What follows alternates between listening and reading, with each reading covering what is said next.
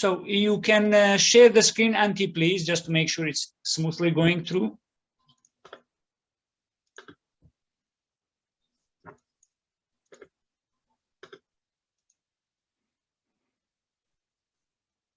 All good. All perfect. So just to introduce Antti, the VP Head of Artificial Intelligence from OP Finance Group. The topic is going to be building AI in finance. Thank you so much, Antti. Microphone is yours.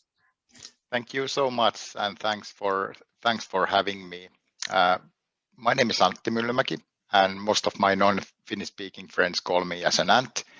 And during the last 20 years, I've been mostly building and managing organizations focusing to big scale information management, advanced analytics, and for the past 7 years, advanced analytics, including machine learning.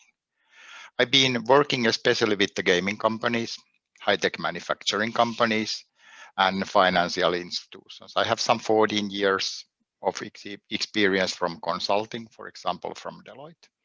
And I've been on board for OP for a bit over 3.5 years now. Now I lead OP Financial Group Artificial Intelligence Center of Excellence, and we exist for 2 reasons. The first key reason is that we help our business tribes to identify new use cases for AI. And second one being the most important one, and we make them real. So we do the development of the models, programming of the APIs, etc., etc. And today I'm going to be talking about a paradigm shift for financial industry, OP's artificial intelligence transformation journey, use cases, and our focus right now. Now, we all know that most valuable company list in 2021 are data-oriented ones. And OP and financial industry as a whole is very data-heavy. So why not are banks dominating the most valuable company list? And I think that the response is pretty simple. Financial industry, we have a history of having high data capital, but low or medium data assets. And by data capital, I mean the amount of data, the quality of the data, and business usability of the data. And by data assets, I mean utilizing the data in business to make both customer and employee life a bit easier with high value data intensive products and services. And I think that it's still the case in many other industries, not just on the financial services, that people primarily think the information and data as something that is primarily supports human decision making. So we all know Power BI, Cognos, Business Intelligence, QuickSight, etc., reporting solutions. And don't get me wrong, there is nothing wrong with reporting, but I think it's much more aimed primarily for employees to make better decisions. And that means that it's not so relevant to the end customers, private customers or business customers in an OP. So at OP, we are not doing machine learning just to do machine learning. For us, the AI is utilizing our data capital in more intelligent way to realize data assets. And it's about making data intensive services and products happen on big scale by bringing them to all our employees, but also our 3-something million customers. And this is crucial kind of to understand before we dive into the details of our journey. So we didn't want to do too much AI just to do AI. We wanted to help our businesses to the success. We operate on banking, life insurance, non-life insurance, and we operate some 6 hospitals in Finland as well, and we operate across the Baltic countries. So our journey started late 2016, and I'd say that the 6 key questions that we had to respond when starting the journey was the approach. Now, typically on financial institutions like us, you first define the strategy and vision and roadmap, and then off you go to do the development during the next 3-4 years. But we chose not to do that. And the reason was pretty simple. We realized that it's very hard to define AI vision without the first-hand experience about the topic. And we nowadays have the vision, but we did the first vision and strategy late last year, so 4 years later.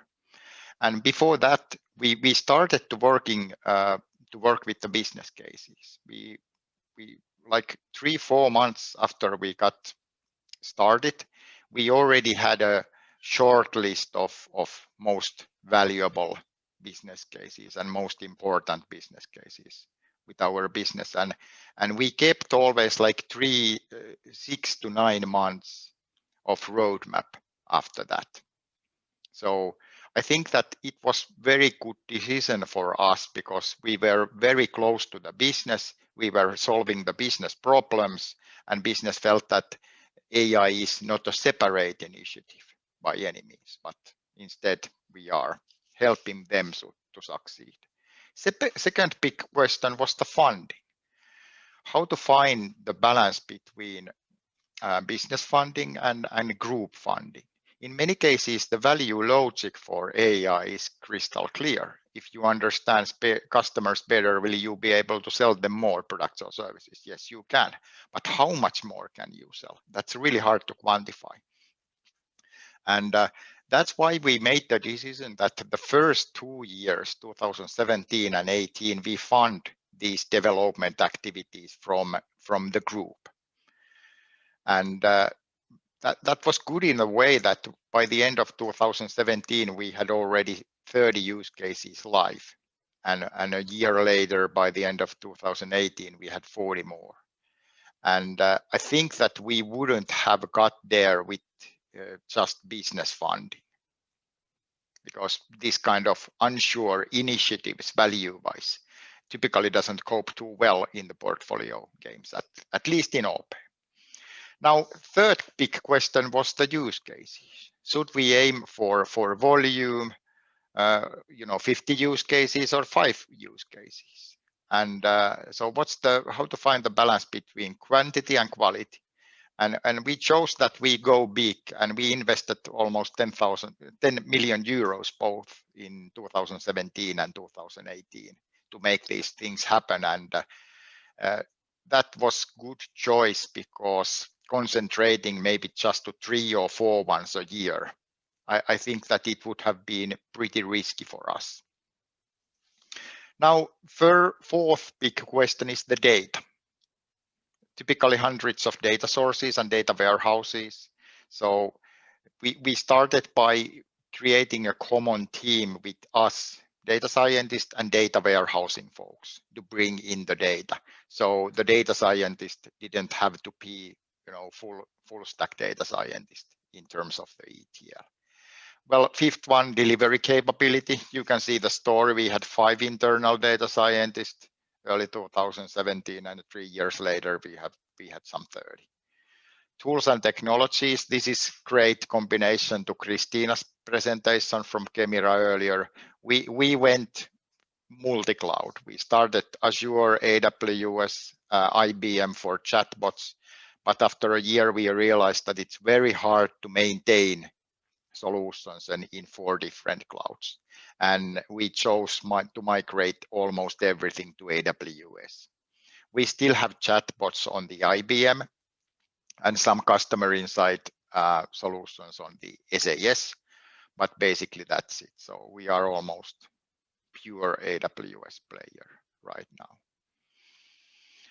And obviously we did the training for the personnel all the time. We started with the business. So we started with the directors and managers and helped them to identify use cases in their everyday life. in their everyday processes. And we did that by taking them as a hostage for 3 or 4 hours. And the drama was that first 60 minutes short history of AI, second 60 minutes was the best use cases at OP at the time of the training, and then 1 hour and a half or 2 hour workshop to help them identify use cases. So this was the way 4 years when we kept our roadmaps fresh and business cases strong. And we trained over 1,000 people, so 1,070 to be exact. And that was good. And obviously new roles as well. We, for example, trained the chatbot trainers, a role that didn't exist before at OP, but nowadays it's pretty. They are doing most of the development. Now, to the use cases. AI first means very different things to different bank stakeholders. For someone, it's automating as much as possible on the customer service. For somebody, it's about embedding intelligent components or so to the existing products or services. And for a third person, it might be building up something totally new, some new value streams that didn't exist today. So our hypothesis was that AI and big data value prop is mostly on the sell side and customer insight and marketing. And we were totally surprised by the magnitude that we are experiencing in the operational efficiency as well. And I think that we really learned that you really have to have at least one strong operational efficiency use case in your project portfolio, because otherwise it's way too easy to say that AI is just about soft things, sell side, digital marketing, etc., etc. And I can start with the chatbots. We launched the first one in February 2018. And before that, we had done roughly a year of development. We thought the chat, first of all, had been really popular channel. The volume had doubled 4 years in a row. And it meant that we had also doubled the size of the team doing the chatbot customer service just to keep the same SLA and same customer experience. So it was a pretty sweet spot. And after the POCs with 3 different vendors, we saw an automation level of 9%. And that was something worth trying to achieve for us on big scale. And we launched the first one in February 18. And nowadays, on a good week, on, for example, customer insurance side customer service, the automation % is over 80. And it means that obviously the size of the team is much bigger. So operate 3 million euros saving targets this year only there. But also the customer experience is better because you get a response to your typical question in a couple of tenths of a second. So it's not either of. It's not always either operational efficiency or customer experience. In chatbot case, I'd say that it's both. And yesterday we launched the first really big scale digital assistant. And it's something that helps individual customers to take care of different things in mostly mobile, OP mobile. And I see that during the past 4 years, the chatbots has gotten much more mature. And also, I think that the biggest business cases already have realized. The long tail is long for sure, but the biggest ones are already done. But I see the digital assistant being the next chatbot in the operational efficiency way. So that's something to think about. Then obviously on the insurance claim analytics, having also life and non-life insurance. The volume is pretty high there. So obviously replacing traditional, tree-based models with something more intelligent and something more rigid, the whole process, it has got us pretty serious impact. But still, by far, the biggest impact has been on the fighting financial crimes. Things like anti-fraud, anti-money laundering, and that area. There, the impact for so far, the cumulative impact has been 20 million plus euros for OP, and that's pretty significant and interesting sum already at us. And we really, I think that we really haven't combined the power of RPA and AI together. RPA started like 2 years before AI at OP, and they have got very well track and very good impact as well.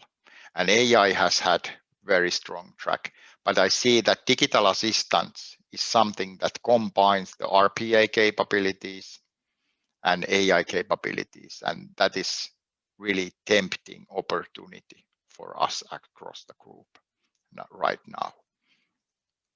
So obviously, customer experience use cases like personal financial management, you are pretty, you can guess the scope of this. So how can I meet the savings target when I'm getting the next salary? Can I continue with my existing spending behaviors all the way up to the next payday, or should I get a loan or something like that? But maybe today I think that I'm not going to go too details on those traditional use cases, but I wanted to highlight the ones creating the operational efficiency. And to summarize those, I'd say that chatbots, 5-ish million roughly cumulative benefits. Fighting the financial crime, over 20 million euros of operational efficiency benefits. And on the insurance side, unfortunately cannot open the detailed euros there, but the impact has been pretty big as well.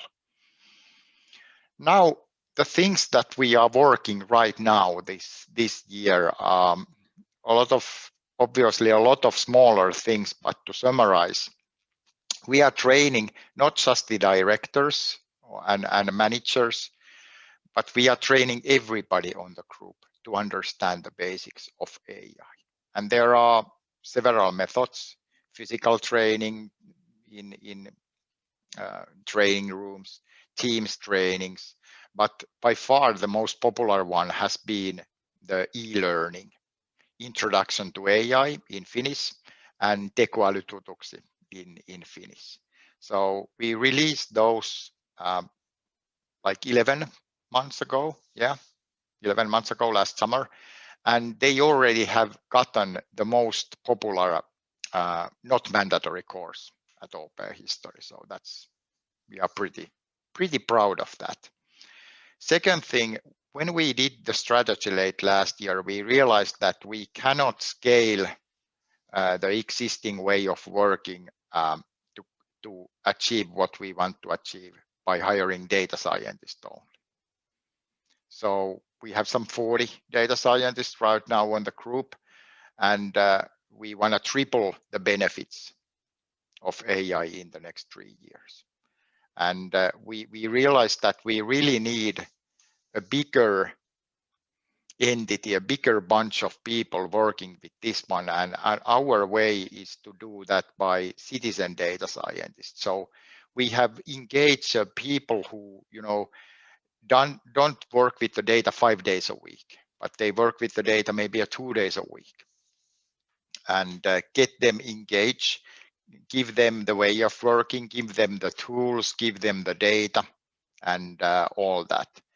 And we thought that it would be like a group of, maybe between 50 and 70 persons who would be interested about this, the analysts from the tribe, and maybe some of the reporting developers from the tribes. But we started that February this year, and we have weekly events and daily events, lunch session, all kind of sessions, sharing all these things that we want to share. And we had already over 700 participants to those. So for me, it tells that there is a huge appetite towards the data and AI tools in our business tribes. So that is something that we will continue on the second half this year as well. And then obviously big scale forecasting use cases. We are, for example, trying to forecast the housing prices in Finland 5 years, 10 years, 15 years from now, because that is something that's really on the core of the banking business, to understand the value of the assets that we have against our mortgages. So whenever you have a mortgage, you put your house on a line, and we have to understand how the value of those assets, collaterals, develop in the future as well. Basically, that's it that I wanted to go through, and I wanted to book some 5 to 10 minutes to the questions. So, Musin, how do we do that? Do you? Well done. Thank you so much. So I'm very happy when the speaker has it in mind and organized for me, so I don't have to bother. Perfect. So it's time for questions. I see the first question in the chat area. If you click down, there is the option chat, and there you see the questions. I would like to ask Gary. Gary, you have microphone to start your question, please, instead of reading it.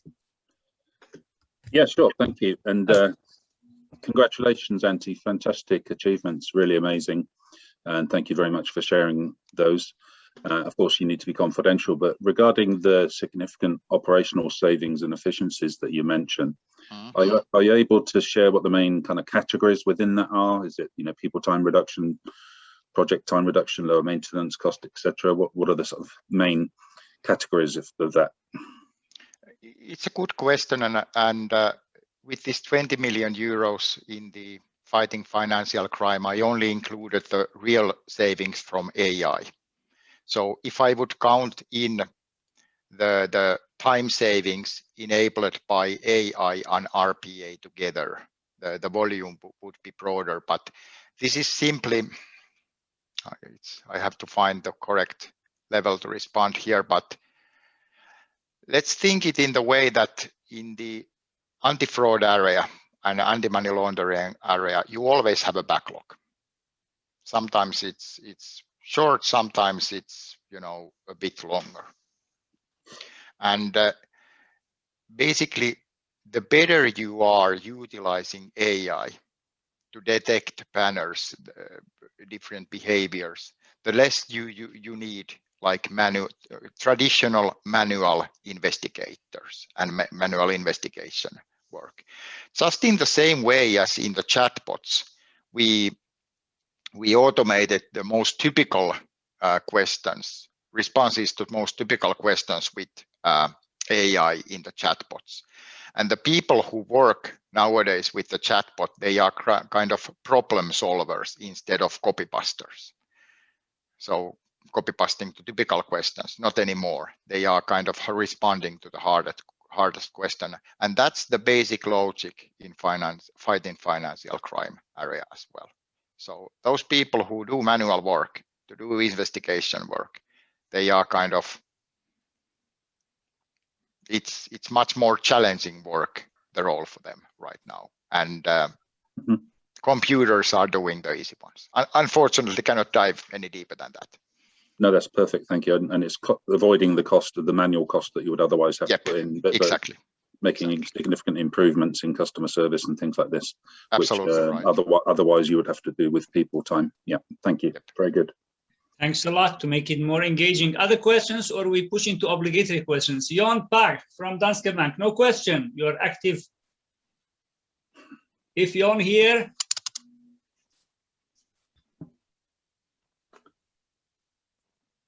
Some other questions? Maybe I'm happy to ask a further one, Martin, if everybody's being shy. Yes, or, yes, go ahead. Or grabbing a coffee or going to the bathroom. I'll stop talking. Go ahead. So, underneath that, Antti, I'm wondering again, it sounds like a lot of data sources would be needed to provide these insights. How are you provisioning the data sources for these, or is it always a pipeline for a specific use case, or do you have a platform which is providing the data for these multiple use cases? Yeah, during 2017, when working on the project mode, and we had to deliver the results, and we had the pressure of showing the results and impact, then the pipelines were more or less use case specific. But after a year or so, we realized that it's not the way to go, and we started to build data lake to the AWS, and that was our focus in 2018 and 2019. But nowadays we find fast enough way and flexible enough way so we can access also the Teradata and other EDWs from our data science working space. So the pressure is not anymore to bring more and more and more and faster data to the data lake. But I'd say that I think it in the way that you should, if you must think that what would be the primarily 4 or 5 data sources that you really need to deliver use cases. So if you can only select 5 ones and then work with those for a year or 2 years delivering use cases on the banking. So obviously it's the transaction data, both on the retail customers and private customers. So those key sources are the ones that are on AWS. And we've had the first real-time use cases live like late 2019. So pretty fresh. Before that, the information management and data warehousing was primarily supporting major scale regulatory reporting projects to keep the logo on the roof. So the real challenge has been that how do we provide the support to 40-something data scientists needing detailed information of this and that? How do we bring the data in fast enough? And now we have to scale again, because we are involving not just the data science professionals who work 5 days a week with the data, but we involve also the citizen data scientists working a couple of days with the data a week. So we must find a way with the data warehousing and knowledge management folks how to support this kind of happy bunch of data-oriented people. Thanks a lot, guys, for your engagement. Thank you so much, Antti, for the presentation as well. All righty. So, thanks. You can switch